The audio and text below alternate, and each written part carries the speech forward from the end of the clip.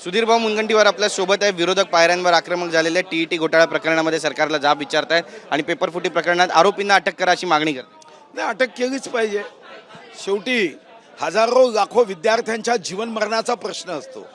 आज विद्यार्थ्यांच्या मनातून जर या एका परीक्षा पद्धतीबद्दलच विश्वास उडगा तर पुन्हा विश्वास निर्माण करायला दशक लागतील. टीईटी परीक्षेमध्ये मी गृह विभागाचं कौतुक करेन की जेव्हा त्यांना अशा पद्धतीने माहिती प्राप्त झाली की भिवंडीमध्ये अशा पद्धतीने याची खरेदी विक्री होत आहे आणि गृह विभागाने ताबडतोब यावर कारवाई केली. फक्त याच्यामध्ये गंभीर बाब आहे की विश्वगौरव युगपुरुष देशगौरव नरेंद्रभाई मोदी आत्मनिर्भर हा शब्द वारंवार वापरतात. आम्ही आमच्या महाराष्ट्राचे टीईटीचे पेपर हे गेले 25 वर्ष आग्र्याच्या प्रेसमध्ये छापल्या जाते ही माहिती मला मिळाली. अरे भारत सरकारचा विश्वास आमच्यावर आहे. नोटा नाशिकमध्ये छापल्या जातात आणि आमच्यावरच विश्वास नाही की महाराष्ट्राच्या प्रिंटिंग प्रेसमध्ये गडबड होऊ शकते आणि आग्र्यामध्ये असं काय चिटकलं आहे की आग्र्याच्या प्रिंटिंग प्रेसमध्ये गडबड होणार नाही. हा सुद्धा 25 वर्षापासून अभ्यासाचा विषय आहे.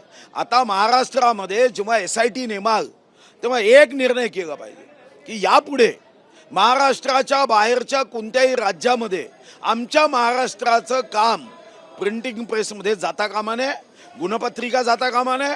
आवश्यकता असेल ते एखादी प्रिंटिंग प्रेस एखाद्या येरवडा जेलमध्ये बनवा, तिथं सुरक्षा करा, पण प्रिंटिंग बाहेर. आणि मग हे पेपर विकणारे कोण होते? हे महाराष्ट्राचे नव्हते, हे सर्व बिहार UP.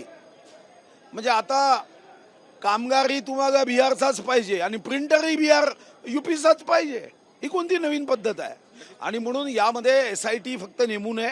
आवश्यकता असेल तर या संदर्भामध्ये तज्ज्ञांची समिती नेमली पाहिजे. राज्यामध्ये अशा पद्धतीने बाहेर काम देण्याच्या दृष्टीने काही यंत्रणा या काम करतात. मंत्रालयामध्ये अशा पद्धतीने काम करणारे काही लोक आहेत आणि त्यांचा आत्ता आपल्याला पर्दाफाश करावा लागेल.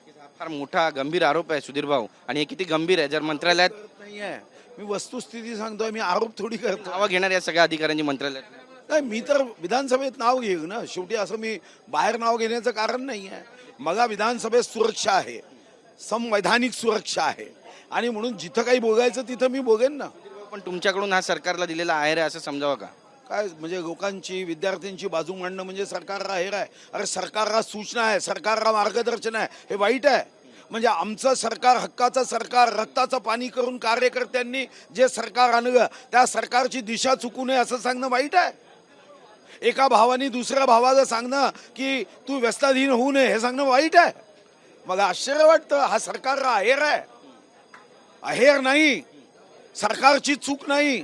मी सरकारचं कौतुक केलं की टीईटी परीक्षा होण्याच्या अगोदर, खून होण्याच्या अगोदर खुनी पकडला.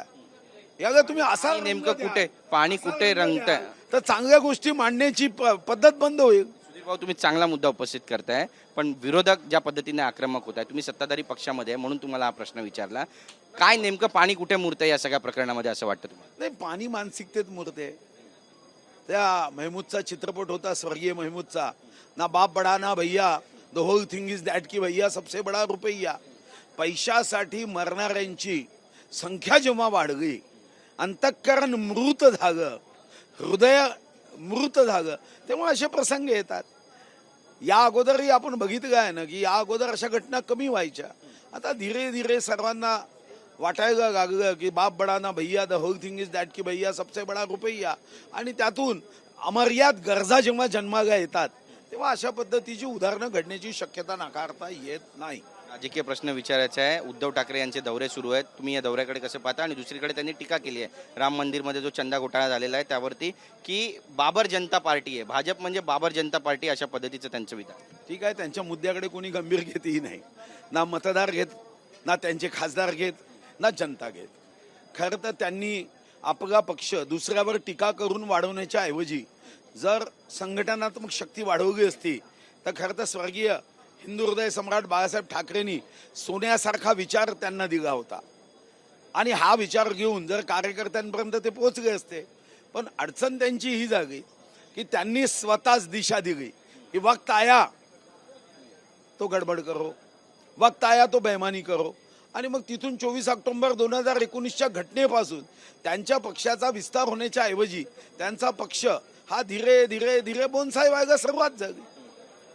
नक्कीच, पण त्यांनी असं पण म्हटलंय, जे 6 खासदार फुटून शिंदेच्या शिवसेनेत गेले ते म्हणतात की मुख्यमंत्री देवेंद्र फडणवीस यांची जर खुर्ची गेली तर मग नवल वाटायला नको, कारण त्यांना घालवण्यासाठी हा सगळा कट कारस्थान रचण्यात आला. ठीक आहे, देवेंद्रजीची सहानुभूती घेण्याचा अशा वाक्यांनी त्यांचा प्रयत्न असेल तर मला माहीत नाही, पण देवेंद्रजी बुद्धिमान कर्तृत्ववान नेते आहे, ते अशा वाक्यांनी काही त्यांच्या बाजूनी होईल असं नाही आहे. दोघांच्या एकाच विमानातूनही प्रवास झालाय, या प्रवासाकडे कसं पाहता? आणि नागपूरच्या दिशेनेच हा प्रवास आहे. नाही, इंडिगो वगैरेंना माहीत नसेल, नाही तर एकाचं तरी तिकीट त्यांनी रद्द करून दुसऱ्या विमानात करून दिलं असतं. दौरा करतायत उद्धव ठाकरे, काय म्हणाले या दौऱ्याबद्दल? तुम्ही आज शिर्डीला जाताय. त्याचं मी स्वागत करेन. शेवटी पक्षाच्या कार्यकर्त्यांशी संवाद करणं हे नेत्याचं कर्तव्य असतं.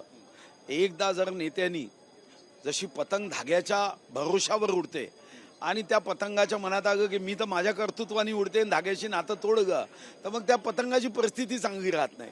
राजकारणामध्ये नेता छोटा असो की मोठा, आपल्या कार्यकर्त्यांशी संवाद संपर्क न ठेवता मी मोठा जागो हा भाव आणतो, तेव्हा मात्र अडचणी निर्माण होतात. उद्धव साहेबांना माझ्या मनापासून शुभकामना. खूप फिरावं, मन लावून फिरावं, कार्यकर्त्यांशी संवाद करावा, कार्यकर्ते जोडावे आणि शिवसेना जी स्वर्गीय हिंदू हृदय सम्राट बाळासाहेब ठाकरेंची शिवसेना होती त्या दृष्टीने कार्यकर्त्याशी संवाद करावा. स्वर्गीय हिंदू हृदय सम्राट बाळासाहेब ठाकरे यांनी कधी मुख्यमंत्रीपद स्वीकारलं नाही, त्यांनी आपल्या कार्यकर्त्यांना पद दिलं.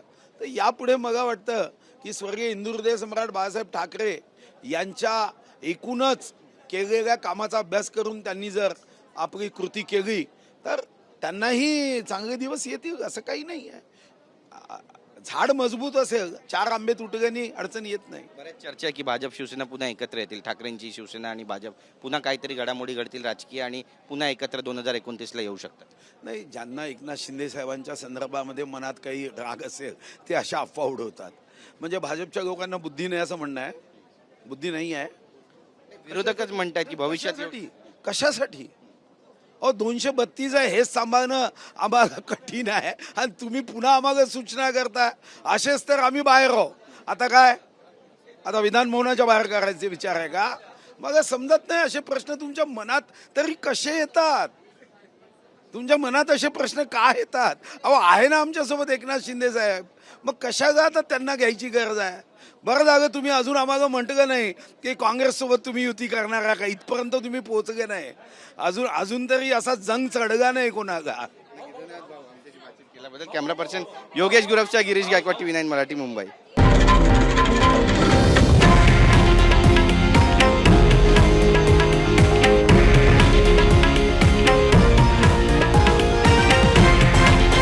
हे आहे देशातील नंबर 1 न्यूज नेटवर्क आणि आपण पाहत आहात TV9 मराठी, एकमेव.